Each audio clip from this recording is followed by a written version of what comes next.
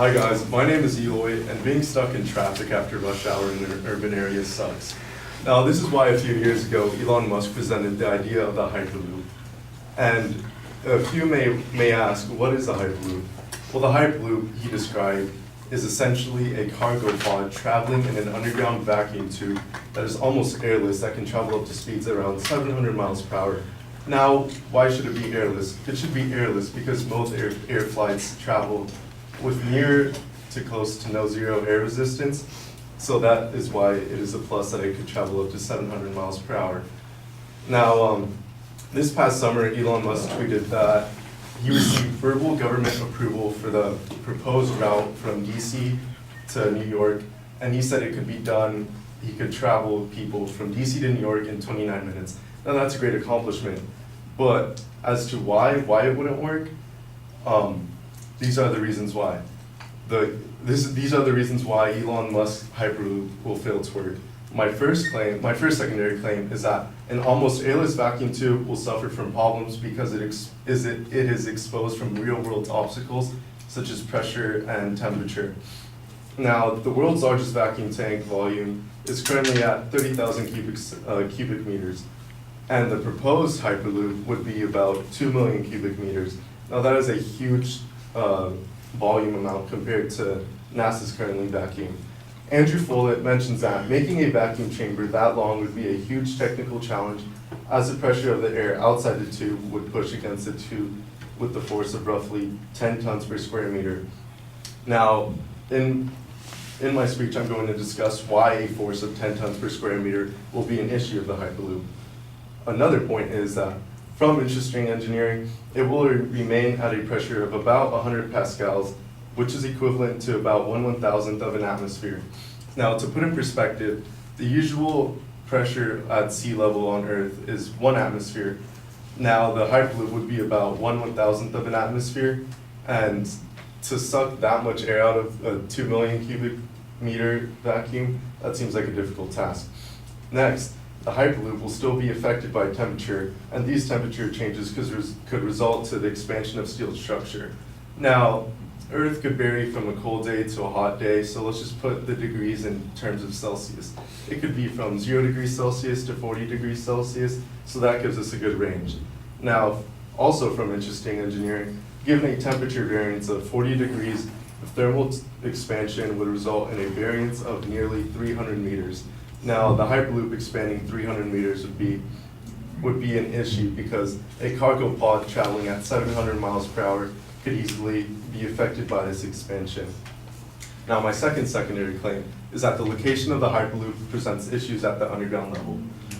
The reason for this is that this makes cargo pods susceptible to pass through fault lines, which may lead to an earthquake accident. Now, one of Elon's ideas was to have a Hyperloop run from LA to San Francisco, and that would take the travel time around 35 minutes, which would usually take about 7 hours to 8 hours in the car. Now, if we were to have a Hyperloop to run from Los Angeles to San Francisco, everyone knows that California is within a San Andreas fault. Now, if there was an earthquake to act on this Hyperloop, this could cause any puncture or anything in the Hyperloop to destroy its completely near vacuum tube, and that wouldn't be so great on that. And I'll explain later. The process of building an underground tunnel will be problematic because of the price. Michael Anderson, a professor of agricultural and resource economics at the University of California, Berkeley, predicted that construction cost of the system would reach 100 billion, almost 20 times more than Musk's cost estimate of 6 billion. Now, the question comes into who's going to pay for this, how are we going to fund this, and such. So, my third secondary claim is that accidents at the Hyperloop level would be fatal to all passengers on board. Now, the average bullet travels around 700 miles per hour, which is close to the speed of the Hyperloop. Now imagine the pod weighs about 10 to 15 tons, and the Hyperloop's width is made out of 2 centimeter steel, and a 15-ton bullet would completely rip through that tubing like nothing. Dr. Phil Mason states that any failure whatsoever will rip through that 2 centimeter outer tube like candy. Now, sure, anybody in the capsule would die pretty much instantly in the event of a crash, and that's not a good sign. Also, from my recent points of a force of roughly 10 tons per square meter, and a given temperature variance of 40 degrees that would result in thermal expansion. A breach from the vacuum tube could cause the air to flow in levels close to the speed of sound. That means any puncture disrupting the isolated system of a near vacuum tube could almost cause all the passengers on board to die instantaneously. Angelo Young states that this potentially deadly shockwave would send outside air blasting in both directions, hitting passenger capsules along the way with a damaging force. Now, although the future sounds very fun, we also have to account into the realistic ideas. And from my secondary claims, Hyperloop at an underground level presents issues. Accidents at the Hyperloop level would be fatal, and the Hyperloop would also have to go through the obstacles of temperature and pressure, and that is why the Hyperloop will fail to work.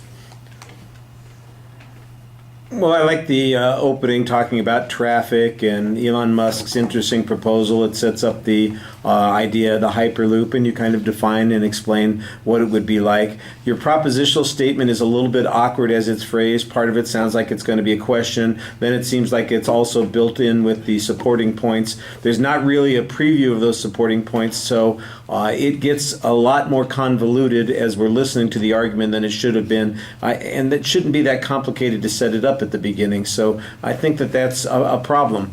When you get to the first point, there's a lot of detailed description of what you're talking about. You've got 10 tons per square inch, 100 pascals, the 40 to 0 Celsius thermal ranges, and I'm going. This is. There's got to be a context here. We've got to know. So, how is this designed to carry how many people? You make an assumption later on that it's like a 2-inch thick shell that we're going to be talking about. Is that what Elon Musk is talking about? Is it talking about individual transportation? Is it talking about transportation of 400 people, like on a jet plane, flying from one place to another? There's a little bit more context that's needed, and you just kind of go right to the technical specifications, and I think that that's missing a point. The general argument that you're making here is, on that first point, that the vacuum process that's going to be required would be extremely difficult. That's a simple claim to make. That's what you ought to be saying. And the reason it's going to be difficult to accomplish is because of the amount of pressure that it's got to have on it, and because of temperature variances that are going to exist there.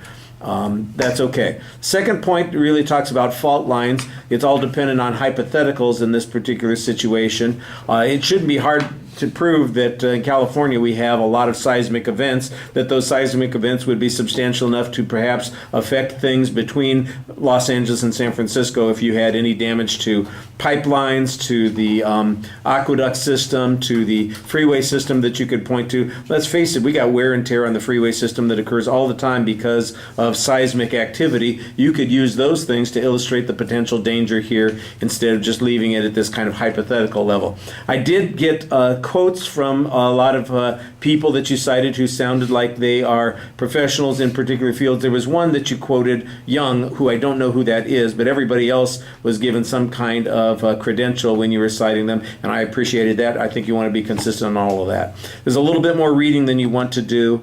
And the cost issue, I think, is a good argument to make as well. That's kind of on it's, I don't know if it's between the first and the second point, or it's kind of a part of that second point. The cost issue, I think, should be its own individual point, and there are plenty of comparisons that you could make that show that it's probably going to cost even more than that.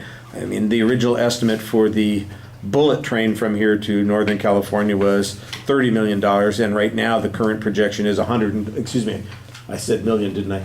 $30 billion. Let's not screw that up after I just raked Oliver over the coals for saying a million when I'm sure it was something else. $30 billion, and now it's at $120 billion that they're estimating. So now we're going from, it's not going to be $6 billion, it's going to be $100 billion. Yeah, a little $100 billion when we get started. We'll see what it's like when we get closer to the end. It's like a money pit, all of this stuff. All right, and a little more reading than you want. Okay, thank you.